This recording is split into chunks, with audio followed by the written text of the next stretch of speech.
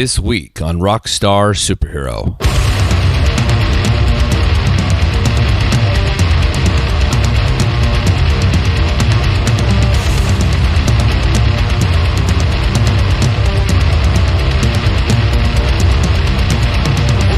When I sat with Zach Amster of the up-and-coming monster rock band Abrams, I knew I was in for it. Zach has a certain something that I'm familiar with and envy at the same time. He's thoughtful and transparent, but he owns the floor, and in our interview, Zach made it very clear he knows what's what. The direction of Abrams is clear, and it's my hope that the show today will turn you towards the future of rock and roll as we turn our ears to the groundswell, especially since the new album releases on September 9th. This is my chat with the man of the moment. This is Zach Amster of Denver's own Abrams, and you're listening to Rockstar Superhero.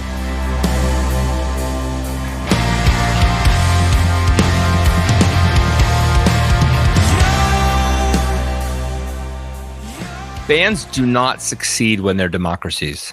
They don't. Yeah, we try to be as much of a democratic, entity as we can. Just, everyone's got good ideas. I'm totally for that. But, when it's time to make some decisions, like sometimes there's too many, cooks in the kitchen, as they say. Yeah. But it's a great relationship. You're basically married to, you're dating four other people, right? So it's basically a marriage that we're all having to deal with each other. And, we do it for fun, right? If it wasn't for fun, then we definitely wouldn't be doing it. So yeah. Well, I think I do not want to speak for you here or read in between the lines, but I think you and I both know that as much as we do it for fun, we also do it because there's a little bit of an obsession there. Dude, yeah. Completely obsessed over here. Especially like within the last couple months since we've announced the record and trying to get the name out and promote and everything. Like we're trying to get our ducks in a row, right? We're doing a lot of stuff. Most of everything is DIY still, right? So it's a lot of behind the scenes stuff that, we've got to book our own tours and do our own merchandise. It's a lot, right? So it's hard. If you're not obsessed with it, then, it becomes a hobby. And I refuse to call it a hobby, really, because honestly, without it, I have no idea like how I would find any sense of, fulfillment, really, because it's a huge passion for me. And I can speak for my band members too and say that it's definitely a huge priority for us. Yeah, well, you got to remember this too, that people who say it's a hobby are people who are not in this business, who don't do what guys like you and I do because they don't understand the impracticality of being a musician. And in fact, the only thing they see it as a time waster. Well, glad you have a hobby because the real job is over here. Right. Yeah, that's totally true. We're definitely not in it for the money, because if we were, like, that'd be great. We'd actually be making money, but it's not the case, right? We do it for the music. We do it to play live, and thank God we can, do that again. And it's just all about passion and hanging out with, your friends and writing cool songs, Yeah. Well, we were talking about obsession a second ago, and when I was a little boy back in 1970, which goes to show you how old I am, I was obsessed with a singer named Tom Jones. I actually liked the idea of telling my family that I was related to him somehow because Jones is actually my surname. Leland is my middle name. And I, because I'm a drummer and I'm a singer, I used to play drums and sing along with his albums and entertain my parents. And occasionally, they would have dinner parties. And so I would put on a record and I would come out and I would slide out like Tom Cruise in Risky Business. Yep. And I would start doing this song and dance thing. You know what I mean? And I was completely bonkers and nuts, but I wanted to be on that stage so bad. So I'm curious, what in your childhood triggered you? What in a sense, caused you to pursue this lifestyle? Because nobody, I think, really asks to do this. This is like I said, this is an obsession. This is a DNA thing. Yeah, for sure. Well, Tom Jones rules, by the way. So. One of the best singers ever. Holy crap. Yeah. Amazing. For me, my dad for sure influenced me. I just have this memory of like my first musical memory is probably just like me and my brother. I've got a twin brother. He's a musician as well. Wow. He was just blasting like Neil Young and Crazy Horse over the speakers, and we were like air guitaring with tennis rackets. And, we got the memory on VHS, stuff like that. So my dad was like a huge Springsteen, Neil Young fan. He got me into like grunge, so he was like a big Pearl Jam fan, which kind of like, that was like the first band for me that kind of was like, all right, this shit's awesome. Like I want to rock. And then, started getting into more, underground kind of that Northwest stuff, like, Dead Moon, The Screaming Trees. Oh, Dead Moon. Are you kidding me? Yeah, you just dude. dropped Dead Moon. How many people? I've never met anybody ever in my life that knows who Dead Moon is unless they're a local. How is that possible? Dude, you have to tell me. I was just like a diehard, Northwest, Holy like crap. Seattle, Pacific Northwest, Portland area music scene. I watched this like I told you, like, my dad got me into Pearl Jam. I watched Hype.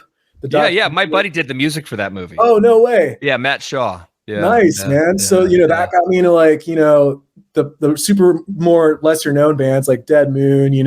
Yeah, Tad even. Yeah, dude, like Gas Huffer, all that like weird stuff up there. So that like led to like, me getting into more punk rock, like, the DC stuff, Minor Threat, Fugazi. Oh my God, you're turning me on. 24/7 Spies.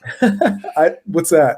Okay, so you've gone down that chain link fence. Now you need to touch 24/7 Spies. Okay. Because if you know who Fugazi and that, so you're familiar with Death, right? The New York punk. Oh yeah. Okay, so 24/7 Spies is like the funk metal punk equivalent of Death.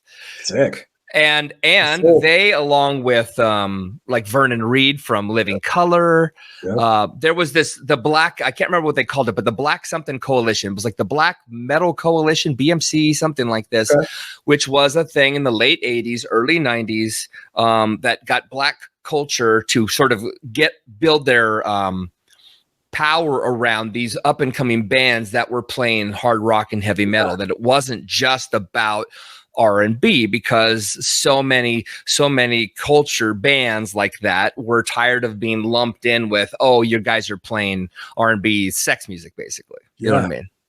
They wanted to do something more, and they didn't want to fall into the stereotype of Black guys trying to be white guys, if that makes sense. I know that sounds really offensive to everybody, but that was the thinking back then. Sure. No, that makes sense to me. I mean, well, just kind of grouping that, like all those scenes, like that scene you were talking about, kind of, they all have those groupings, like, the Northwest and then DC, and like and then what was happening with the Black, maybe metal hardcore scene too. Yeah. So it's like, I don't know, man, something about those cities and that time, and maybe right place, right time, it was just popping off. And like, I don't know, record companies were just looking to throw money, especially in the Northwest, and sign those bands. But, that doesn't happen anymore. But here we are.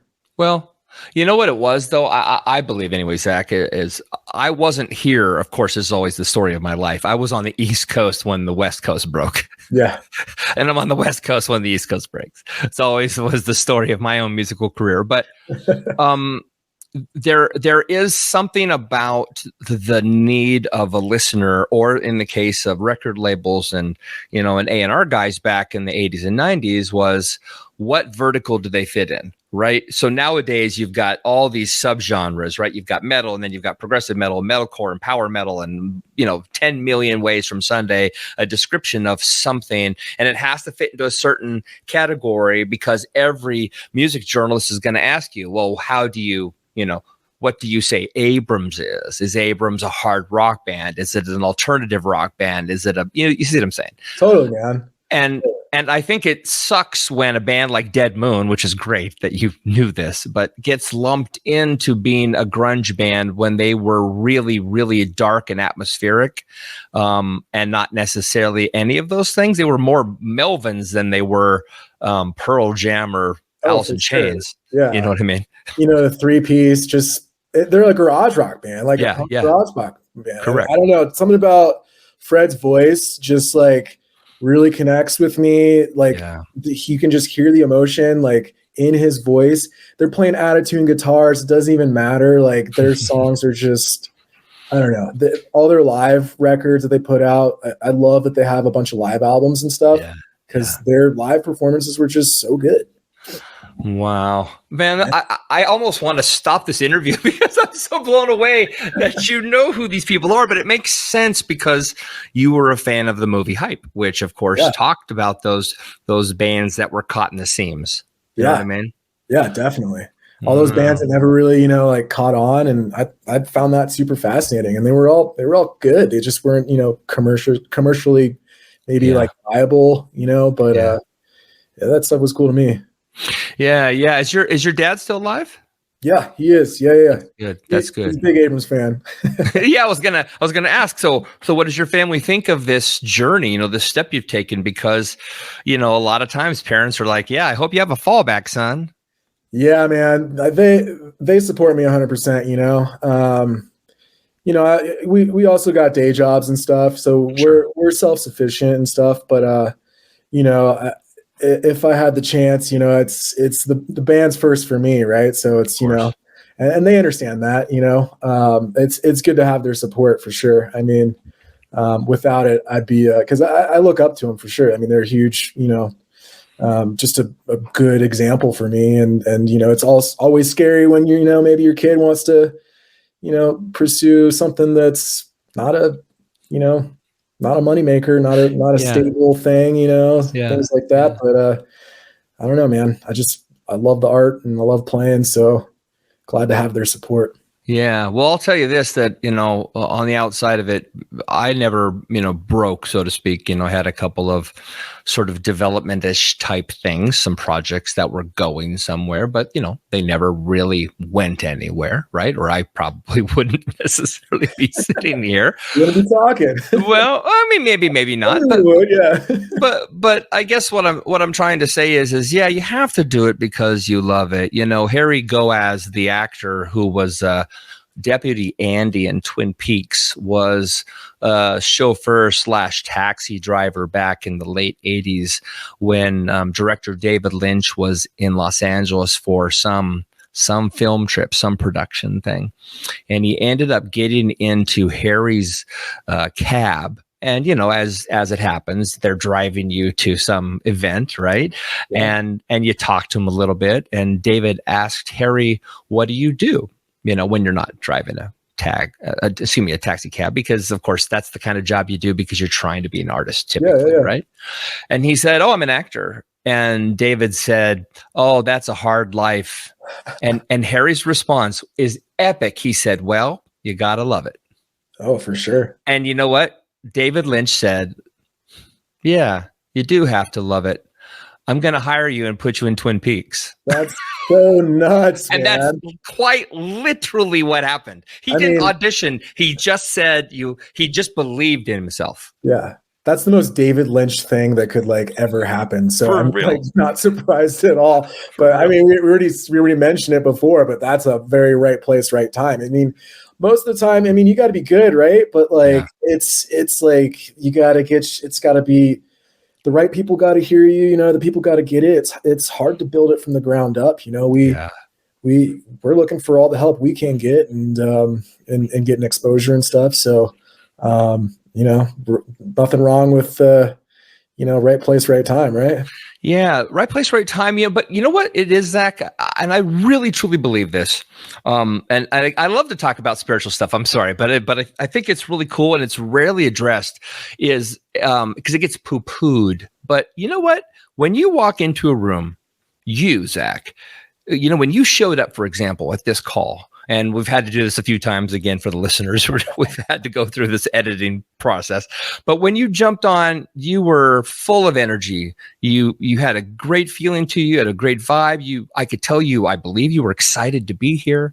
Yeah. And that is the thing that sets bands apart. Like if you've got the chops and you've got the songs and everything is there, what people are actually seeking is to connect with the artist. And the only way they ever connect is when they know you're telling the truth about the music and about who you are. They know when you're full of shit. Yeah.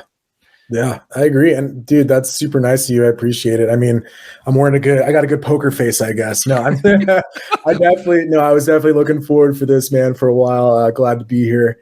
But yeah, you can read through the bullshit easily. And I think that's like kind of where I don't know, man. I'm like really proud of this record. And I think we kind of broke through and found our true sound with this one. And to me, like if anything, this album just sounds like a really honest take of a time and a place when us four guys were writing it. And it's just really proud. I'm just really proud how it turned out. And I'm hoping that people will see the honesty and you know, like it, turn it up loud and rock, man. Yeah. You know what it is? When I heard that first track, I have to look up the title because I don't remember which of them. Like hell. Probably. I mean, I've heard the whole thing. Okay. Fortunately, you know, so I'm sorry, folks, but I've heard the whole thing. It's awesome. But when I heard it, I was like, oh, I recognize this. Now, don't get me wrong. I'm not saying you copped anything. That's not what I mean. I was like, I recognize this. And it goes back to that spiritual thing. There's a dynamic in the music that you go, oh, no, wait a minute. This makes sense. Like this should do this melodically. And sure enough, the song does it.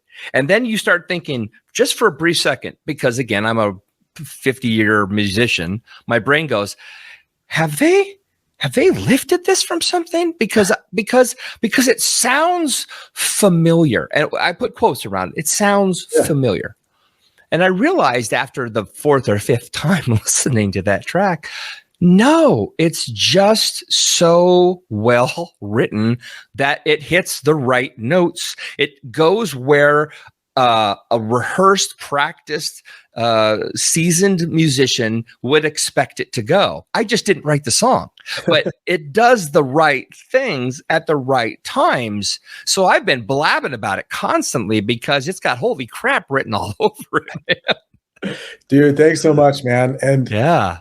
I've heard that honestly a lot. There's been a couple of reviews that have been, you know, coming out, and that just reminded me of like, you know, reviewers or people will say like, it sounds like this, it sounds like that. And like one magazine came out, which I think is great because like it's relatable, right? Like it's like, oh, this reminds me of this. And we get a lot of the time we get, you know, the band Hum.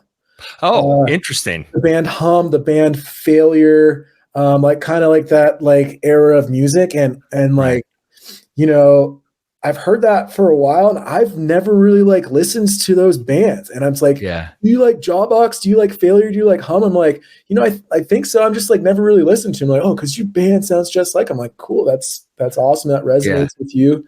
But again, I think it's just cool if like, you know, someone can like listen to it and connect to, you know, relate to something that they're, you know, familiar with. And like, but like you were saying, it's definitely got its own vibe for sure. It's like, its thing, but we do, you know, you can hear the influences, even if they're not influenced by us. There's like maybe an era or just like a sound that we gravitate towards. It's 90s music that's been modernized. Yeah.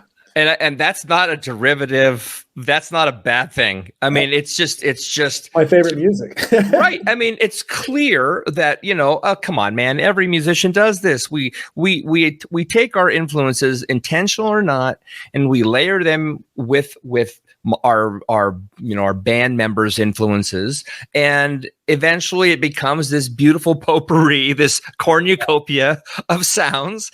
And if you're all the same relative age, chances are you're going to have a lot of similar sounding influences. And then when you produce it, if you say, hey, this is kind of what we're thinking, they're going to be listening for, the production techniques of the day, the London Bridge sound, you know what I mean? The I don't even name another studio in like Los Angeles, but yeah, there's certain sounds that come from an era. The reverb sounds a certain way. The performances are a little less technical or precise and more groove based, feel based. Yeah, totally. And you nailed it. Like, especially, we wrote a lot of this stuff during the pandemic when we were all holed up, and I demoed like 30 songs or something. Patrick, our other guitar player, demoed a handful of songs, and, we're working with drum machines, and our drummer is like, we're all like, me, Taylor, and Patrick, guitar, bass player, and guitar player. We have very similar, influences with that, with 90s rock, stoner rock, metal, what have you. And then Ryan has this like insane prog, like background. Of course he does. Yeah, man, he's insane. So it's like funny. Because I'm writing with a drum machine, and then I take it to him, and he just completely changes the flavor of the song. Yeah, that's because we know what's better.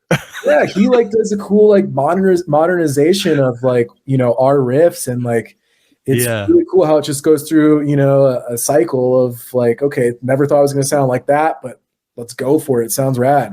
For sure. Yeah. I mean, again, because I'm a drummer, I definitely recognize the skill in that, and that probably is the thing that turns me on, because my brain does have a pretty intense expectation about the performance abilities of the musicians in a band. It's what I'm listening to, right? I'm listening to the rhythms, I'm listening to the arrangement. I clearly care about the vocals and the pitch, but I don't necessarily care first time listening about any lyrical content or theme. I'm strictly listening to the song and saying, is this performed well? And then I'm asking the questions, why?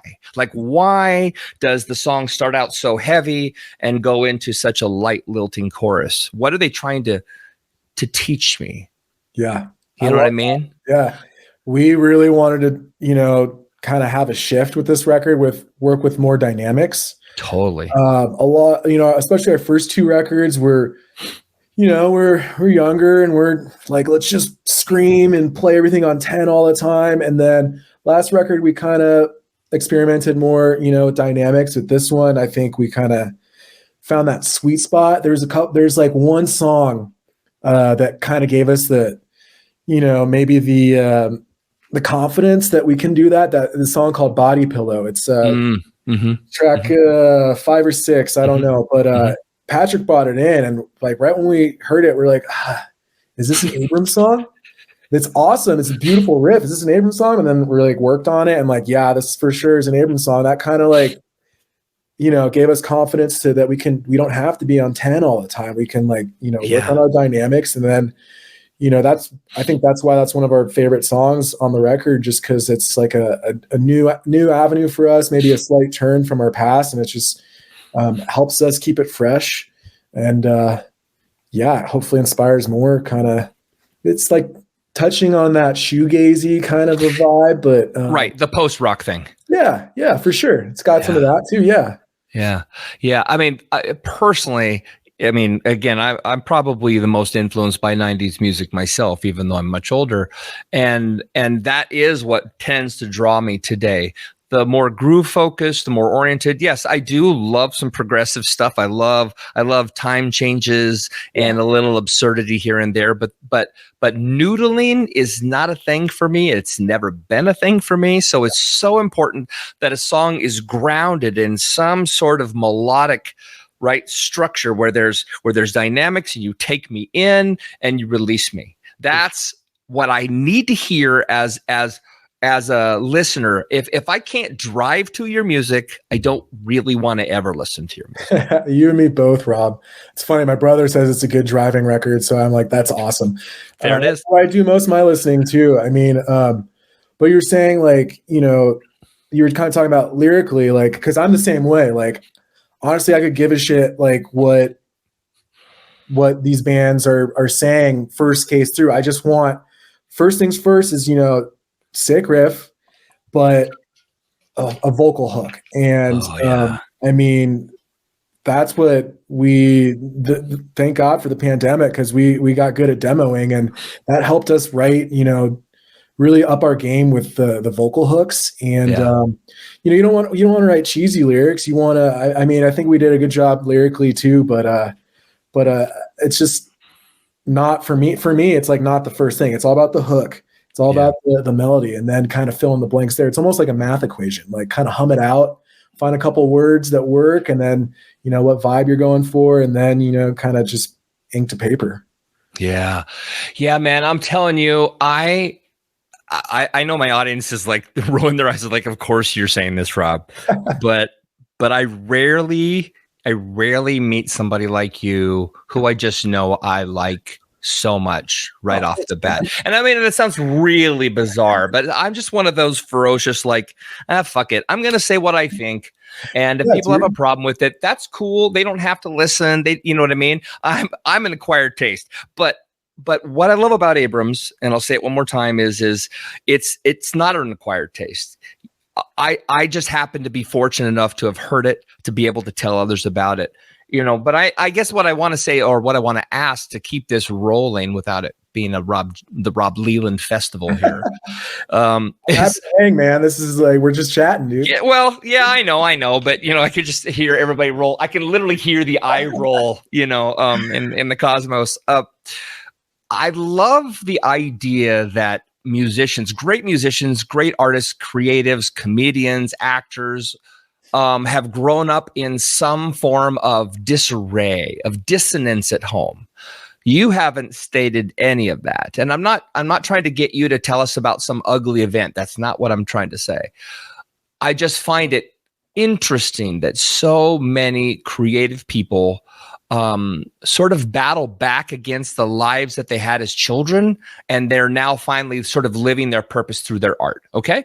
Yeah. So with that all being said, because it sounds like you had a really good childhood and you had great parents that were turning you on to great music, and they were there with you while you were enjoying it. What lessons did you learn from that experience, and how do you apply that to the band? Dude, good question, man. But yeah, you're right. I mean, I had a great childhood. Nothing to complain here, being, a middle-class kid growing up in California. But man, I guess,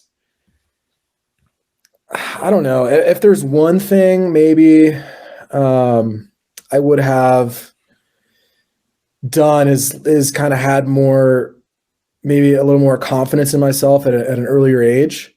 I might be diverting from your direct question. No, but your answer is your answer, brother. But maybe when we first started this band, I was in my early 20s, and my peers, there's bands around here that were writing, kind of more like heavy, hardcore type of music that, I was trying to emulate, and I knew that wasn't an honest, maybe completely honest, thing. Sure. So, having my parents, kind of, I mean, they really gave me all the confidence I needed, but for some reason, I just didn't have a lot of that, and, starting young in the music scene. So I was kind of just not being true to myself, where, like I said a little bit earlier, like, this pandemic, like, I was like, screw it, man. I'm just going to write what I'm good at writing, what I know. And it's going to be, it's going to be the sound. And I think we finally found it, and expanding upon it, and can't wait to, write more like it. So I think that's how I'd answer that question. Yeah. Well, you know what it is, dude? My business partner, I have a separate company, and he said to me the other day, and I thought it was really cool. I'm going to tout myself for a second. Yeah, for sure. But he said, Rob, I was listening to probably 15 or 20 of your shows over the last month, and I noticed one common denominator in each one of them. And I'm like, what is that? That I talk too much? You know what I mean? And he said, no, you know what it is? Every band you talk to, anybody that you connect with, you punch them in the soul. Yeah, dude, you're doing it. You're doing a good. He's right. That's a good thing, man. Maybe it's a book title. I don't know. But, I like it. But you know what, dude? I'm just realizing as you're talking, and what he said to me, your music does that to me. That's, if I really think about all the bands that I've fallen in love with over the last 6 years of doing this show, the 200 different bands or whatever I've talked to, they all do the same thing. It's not a genre focused thing. It's not like I only listen to heavy music or only listen to post rock or only listen to power metal, whatever. No, it's music that punches me in the soul. And I think what it really is when you get down to it is the purity of saying, this is the direction, this is who we are, like it or not. This is Abrams. Yeah, for sure. I mean, life's too short to try and emulate something that you're not, something that might be like the cool new hip thing. It's like, oh, this is the new band that's in. Let's try and make a song or, make a t-shirt or an album cover or something that looks copy just like that, Sure. I mean, I think it's really important to just again, it's a 1 in a million shot when you're going to, make a living off it. So you might as well do it true to what you want. Yeah. And, if people like it, then that's a job well done. If anyone, I mean, just me talking to you right now is like, I'm stoked. I'm talking to someone who's saying nice things about, my band. I'm happy about that for sure. Yeah. Yeah. Well, it's real too. Thanks, man. I believe it. Yeah. I was talking to Josh from Northlane back in the spring, and a lot of people in the States don't know who they are. And I understand that because, like all things, you can have, like, Devin Townsend is huge in Europe. Yeah. You ask anybody in America, unless they're a fan, they have no clue. And I'm like, he's freaking put out 30 albums in 30 years. Or if they're a guitar player, like every guitar, like, right? Right. But it's like, how do you not know? But again, people don't necessarily know. When it comes to sort of exposing Abrams to the world, like, do you have an elevator speech? Do you have a way of explaining what you do without people hearing your music? That goes back to, like, kind of the genre thing we were talking about. So, yeah, how I like to describe it is, if you like rock and roll, there's something in there for everybody. Yeah. I like to call it heavy rock. We're on a stoner rock label, Small Stone Records. Yeah. Great label. Yeah. Awesome label. Scott is like a one-man operation there, and he's just a huge supporter and the man, and he puts out a bunch of great music. Right. Yeah. And I would say, it's a little bit of it's just like good heavy rock, it's just like, it's got that emotional post-rock vibe to it. It's got, Queens of the Stone Age tinge there. Yeah, very much. And then there's, the shoegaze, the stoner rock, the, post metal. It's just a little bit of everything in it for I think every rock fan. If you like, to the point, catchy hooks and, loud music, I think it's worth a listen. Yeah. I mean, to me, it's really atmospheric. It's quite aggressive at times, but for the most part, I think what's important, maybe this is another Lynch reference, it's dreamy. There's a dreaminess to it, especially the choruses. You found a way to really, really release the audience and let them capture their breath for a moment before you kind of put it back on them. Yeah. Thanks, man. I agree with that. Definitely dreamy. There's some ambient, kind of soundscapey stuff in there. And that's what we were going for when we went in with our producer engineer, Dave Otero. He's mainly, like a metal guy. Like, he's done, all the Chemist records, Cattle Decapitation, like really heavy stuff. Good Lord. He did Cattle Decapitation? Oh yeah, man. And like, oh man. And we love working with Dave. And I think I'm speaking for Dave, but I think he likes working with us too a lot because it's just like a different genre for him. And this record, we were like, dude, we want to, kind of want to like make it psychedelic, like psychedelic it up a little bit with these just weird dreaminess of it. And he did a fantastic job, engineering and helping us produce it. So I'm glad we went to him. Yeah, for sure.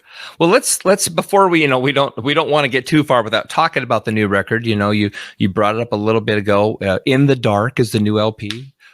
coming out on Small Stone September 9th, which is a great day for anybody who's in my family, because a whole bunch of my family and friends have been born on that day, which is very strange. So it's a great day.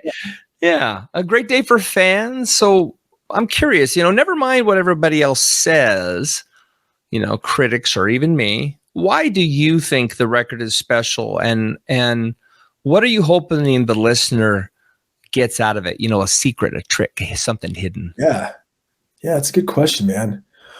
Well, I know I was downplaying the lyrical themes, just lyrics in general. Sure. But there is a concept in the dark, and it can be a pretty personal one too. I think a lot of people kind of go through it. It's there's a lot of mental health issues out there in the world these days. World's a crazy place. Yeah. So I personally took try to make some sort of a thematic, lyrical concept out of it, where there's a lyric that's in there a couple of times, and it's how you act alone. It's kind of this theme about what you present out front to the real world is maybe something else is going on the inside. Maybe he's got a good poker face, something like that, and it's kind of coping with that, not feeling comfortable in your own skin, and how do you rise above that and conquer. And I think that kind of concept with the heaviness of the music, the soundscapes, just pairs well. And I don't know, I think it's just a good pairing of the theme and just what the music sounds like. So September 9th, it's coming out. It's not as depressing as it sounds. It's still rocking. I like. And to God, it's not depressing. Yeah, dude, we're like grunge song. We're grunge fans, right? All that music is depressing. Like, I like my music with depressing, lyrics. But hey, they can rock out, man. Like, it's got plenty of that too. Yeah. Wow. So that's a great answer. And it actually takes me down a road I do like to travel on a bit. So I promise I won't keep us here too long. But, I love discovering the truth behind things. And so let me maybe elaborate a bit.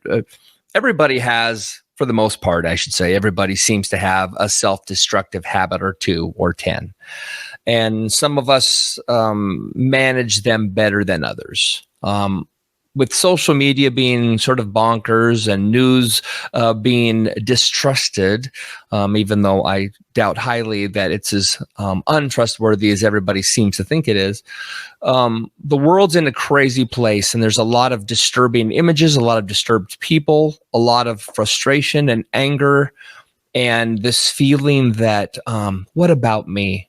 Everybody else is getting taken care of. What about me? Right.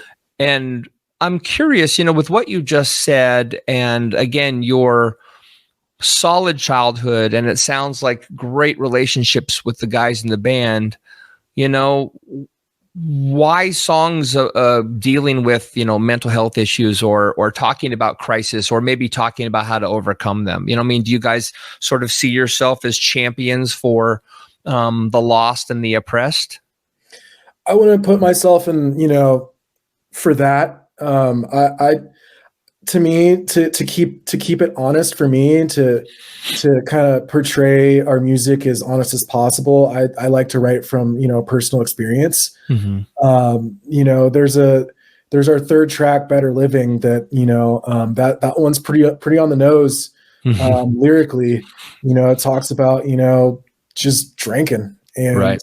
It's time to maybe pack up, leave town, things like that, So, I mean, a lot of the lyrical themes have that, but that was like kind of a breakthrough song for me, personally speaking, not to just boast about myself, but I felt a lot of my lyrics are kind of, maybe not as, on the nose, and they're maybe a little bit more, maybe more than, open to interpretation, sure. which I love too.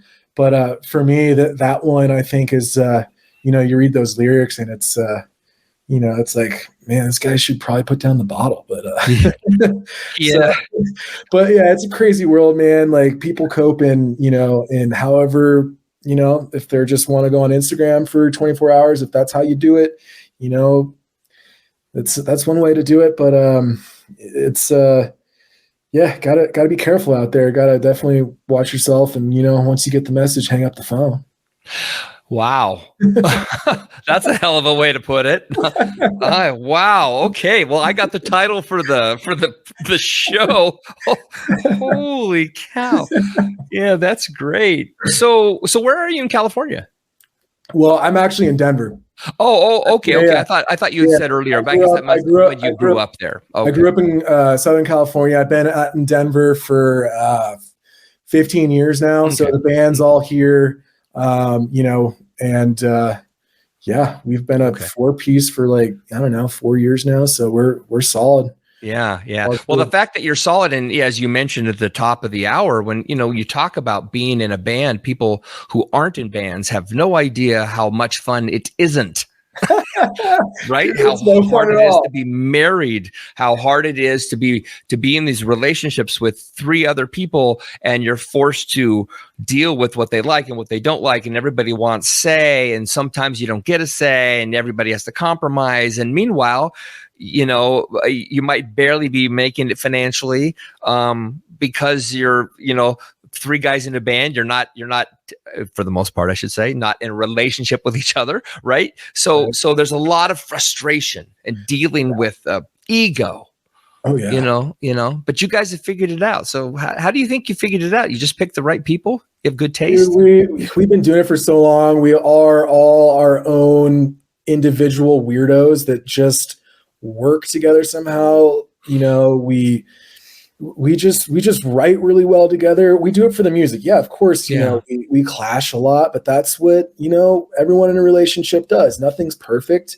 I'm definitely one of the more now guys. And, I've got to check myself sometimes. I know they're not going to respond to this, but that's just how I'm wired. And, some of the other guys are more all right, let's think about this for a little bit, which is totally a reasonable thing to do.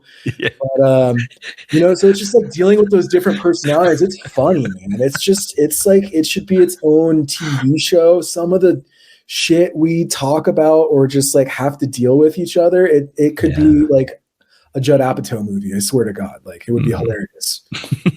Maybe that's the next one he does, the day in the life of a band, because man, it's weird and it's hard, and the weird obsessions that come with it, the frustrations of not being able to get what you want or certainly what you expect.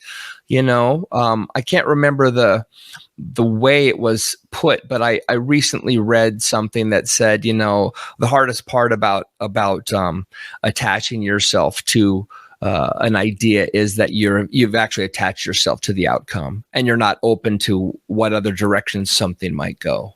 Right. Yeah. And it's so easy for a band to say, we've written a perfect pop nugget, and everybody you talk to tells you you've written a perfect pop nugget, and nothing happens with it. Yeah. Yeah. Right. And then your neighbor with his shitty garage band has 4 million followers next week because somebody's spammed him to the right online media personality, and there it is. Exactly, man. It's just the way the world works. And I mean, guilty as charged here. Of course, we want all the we want all the success we can get, and success is measured in different ways. And you'll have more fun when you kind of just keep it low stress, which I'm ready to get back to because it's been really high stress lately. 2 weeks before the record comes out, trying to button down tour dates and stuff like that. It's just kind of a crazy time, but yeah, man, you got to keep it fun. But you're right, man. It's just you never know what the next big thing's going to be, and it's probably not going to be you. But that's one thing you will know. It's not going to be your band. But as long as people dig it, there's someone who tells me hey, man, that song's really sick. The record sounds great. I'm I'm here for it, man. We're selfish musicians. We do it for ourselves. And the more people who can show up to a show, great, we'll take that too. Yeah. Yeah. Well, so before I let you go, I have to ask one question that has been burning a hole into my mind, which is I asked you online, to give me a fun little story about the band, something we can talk about. And I can tell you're like, uh-oh, here it comes. But you had mentioned that the band enjoys playing a bit of a disturbing game called P-Jug or Water Jug. Yeah, I mean, you gotta tell us, man, because that's freaking disgusting already. It's disgusting. So, I mean, it's not a game. It's not a game by choice. It's a game by accident. So, we tour in a tiny little van, like an E350, and there's long drives, and not everyone needs to stop at the same time, right? I've got a tiny little bladder, and I gotta piss like every 2 hours. So we pee in these gigantic water jugs and just save them. And there's been more than one times where I won't say who it was. It was Taylor. It was Taylor. Oh Taylor thought it was Gatorade or something. Oh my God. And just drank my urine. And we've thought we were close before that, but like now, I mean, we're P brothers. Yeah. Wow. So basically, Zach's urine is quite savory. Yeah, I guess so. But I think I was pretty dehydrated, but somehow is what he said. Oh my God. Buddy, there's blood in this. I can taste your insides. Not good. It was not good. But yeah, the 805 in San Diego, man, that's where it was. There's a lot of traffic, and we were thirsty, and good gravy. Oh man. Okay. So now I regret it. The new album coming out on the 9th. You and I, we've become buddies today, which is a great start for us. For sure. When does America get to see The Next Leap by Abrams? When are you going to be on the road? Are you attached to any tours coming up? What's the next news? So we're trying to do as much touring as possible right now. We're buttoning up the details of a short run in November on the West Coast. Hopefully making it up your way. I hope so. I'll be there for sure. Just yet, but that's going to be with our buddies who are a great heavy band from Denver in the Company of Serpents. So that will get released as soon as we tie up those last couple of dates. But yeah, and then right now the touring circuit's so we kind of had some issues and fallbacks, but Denver, we got a couple of shows, September 17th at the High Dive, and November 11th with King Buffalo, a fantastic band at the Gothic Theater. Wow. But next year we plan to do a bigger circuit, so keep your eyes peeled. Yeah, well, I'm going to tell everybody they've got to check you out. They've got to listen to music. Obviously, it's going to be a bumper for this recording. They've got to follow you on your socials. You're super cool. You're super kind. You're super interesting. You dare to be different. You've been extraordinarily cool with me today. You've let me talk way too much, so thank you, Zach. Dude, thank you so much, Rod. It's been awesome talking with you. You're the man. Let's keep in touch.